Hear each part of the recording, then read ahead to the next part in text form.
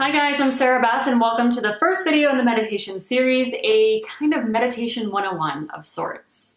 So sometimes when I say the word meditate or meditation, some people can get really overwhelmed because there's like a million different ways to meditate, a million different styles and techniques of meditation, and it can easily feel like maybe you're doing something wrong or, who knows. So I want to keep this as simple and as basic as possible so that meditation can be accessible for anybody, and maybe it'll inspire you to start a regular meditation practice. So why meditate?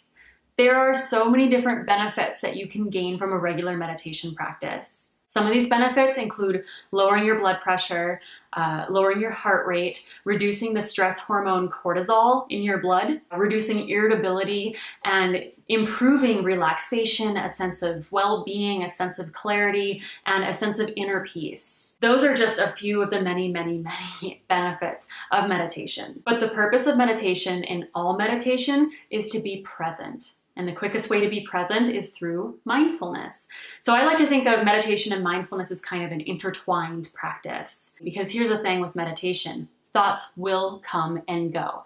No one is expecting you to sit in complete silence for 5 minutes, 10 minutes, 11 days, nothing like that. Instead, your practice of meditation is to notice when your mind has wandered, when you have thoughts coming in or emotions coming in, and notice that, observe that, and then come back to present. Different meditations have different tools to coming back to present. Some would be observing your breath, some would be using mantras, and we'll go over that in the next couple of weeks. Mindfulness is like a muscle. It gets stronger each time you flex it. So consider your meditation practice like your mental strength practice. And don't get discouraged if you sit down for a couple of minutes and try this mindfulness, try this meditation thing, and your mind just won't shut off. Like it just keeps going. Some people call that monkey chatter of the mind. That is your starting point. And each time that you recognize a thought, stop it, set it aside, come back to present. You get a little bit stronger. Each time that you use mindfulness to come back to presence, you are widening the gap between thought and response. And that gap is a really nice place to be in because it turns you into kind of a third-party observer of what's happening in your brain. And the more you widen that gap, the less reactive you are within your meditation, outside of your meditation, in daily life, in interactive situations.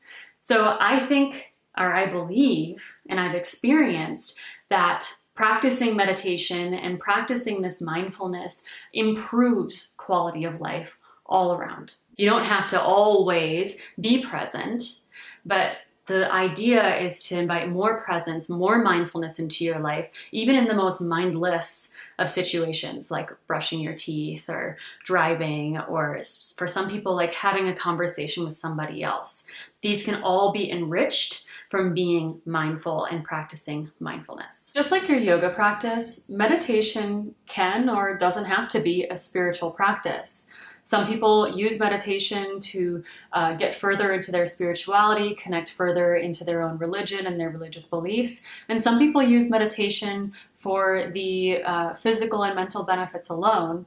So I want you to make it work for you. Take what works for you and forget the rest, okay? Don't think that you are, worshiping something outside of you and outside of your beliefs by practicing meditation. Instead, it's the opposite. You're connecting deeper and closer to your true self and your true beliefs. Even 5 minutes a day of practicing meditation and mindfulness is better than doing a 1-hour sit once a week.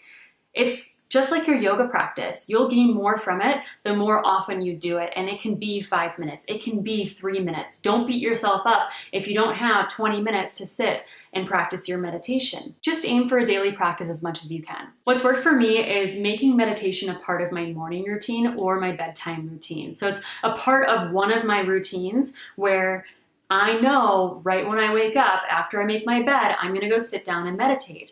And you saw in my day in the life video that that's what I I meant to do. The idea is that I want to meditate before I do anything else, before I check my phone or check my email, before I have any stimulus. I want to be able to sit down and clear my head. And again, that's not me sitting down and have a clear brain for 10 minutes. It's sitting down and setting everything aside that comes in. And by doing so, I start to recognize, and I have started to recognize patterns of planning and anxiety and me using planning as a way to cope with my anxiety. And I've gained so much from learning how to just be present instead of constantly trying to plan something. Try a daily meditation, make it a part of your routine, and try just starting with maybe 3 minutes. Like, set a timer on your phone, get comfortable, close your eyes, and meditate. One of the best times to meditate, if you're not doing it as a part of your morning or evening routine, is to meditate immediately after your yoga practice.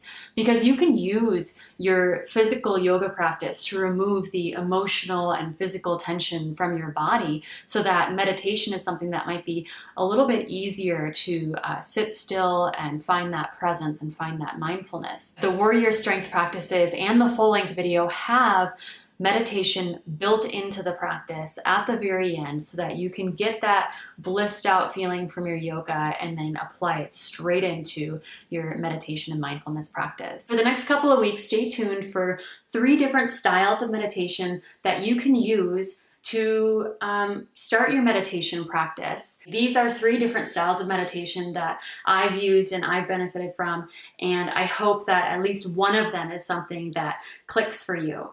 So stay tuned. Follow me on Facebook and Instagram for more information, daily posts, etc.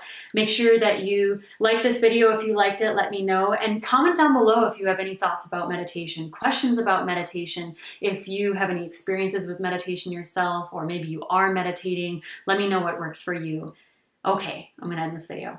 Thanks for watching. Have a wonderful rest of your day, and I'll see you guys next week. Bye.